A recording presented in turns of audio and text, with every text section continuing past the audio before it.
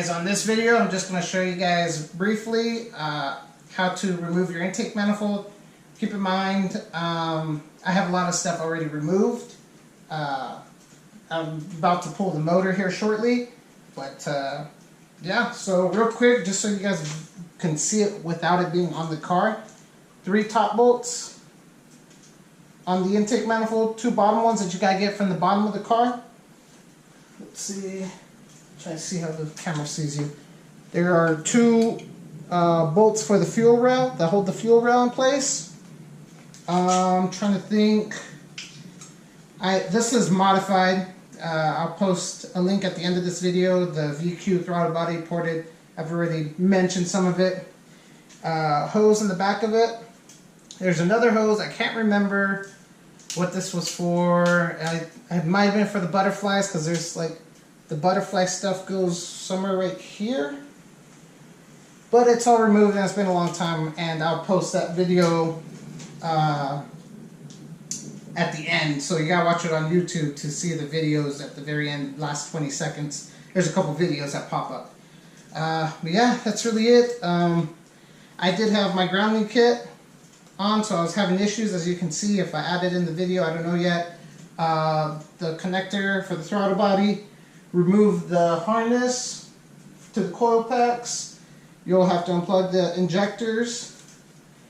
And stock, there's a bracket that sits back here. When I first removed this intake manifold, long time ago when my manifold was red, I don't know if you guys have followed me for that long, but I had to remove that bracket and I never put it back on. It was just a waste. I think it even bolts up here. It's a pain in the ass when you first got to do this because of these brackets in the back.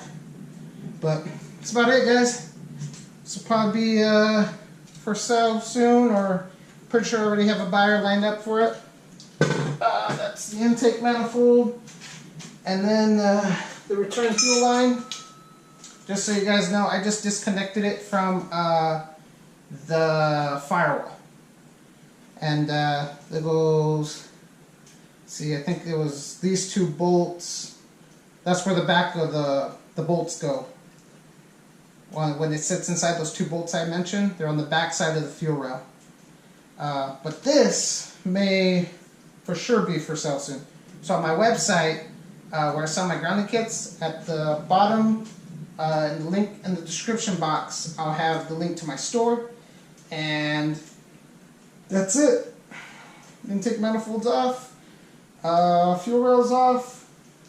Everything's pretty much unplugged. Next, I think I'm gonna disconnect whatever's left and then pull the motor and go from there. But subscribe, guys. Like the video. Please share it. That helps me out.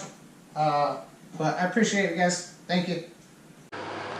Okay, guys, about to pull apart the intake manifold off of the motor. So this is to help some of you guys. If you guys haven't seen any of my videos, go back and check them out. Well, let me go over the return fuel system. It's got a SR20 top hat on the fuel tank assembly, which is in the back underneath the back seat. So we took the top hat off of the SR20's B15, that is, and we put it in. We ran the return fuel line. Trying to remember. Yep, that's the return fuel line. So we just got some hose and ran it all the way back. This is still the stock feed line. So what we did was, Roy from the B15 community, he welded I think it's a -6 AN fitting at the end of a stock fuel rail, which when I pull it off, I'll show you guys. And I just ran it all the way to the aeromotive fuel pressure regulator and gauge. And then there goes the return. So that was it, and super easy. This got vacuum off the 2J Racing vacuum block right here, and that's the return fuel setup. Super easy to do, wasn't that bad, as long as, I mean, Roy was a great help of achieving this by doing that to a stock fuel rail. They recommend a return fuel line on Spec V's when they go turbo. I know a lot of people don't do it. I recommend it. It's just something I think everyone should do. when they go turbos, have a return line. But yeah, that's it. And then I'm about to start pulling apart this intake manifold. I know can't remember how many bolts. It's been a while. I got to remove these two. There was a hose that was here that's already removed.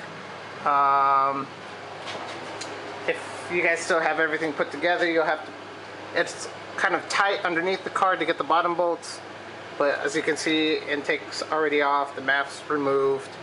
I might just keep on the throttle body because I'm planning on selling this.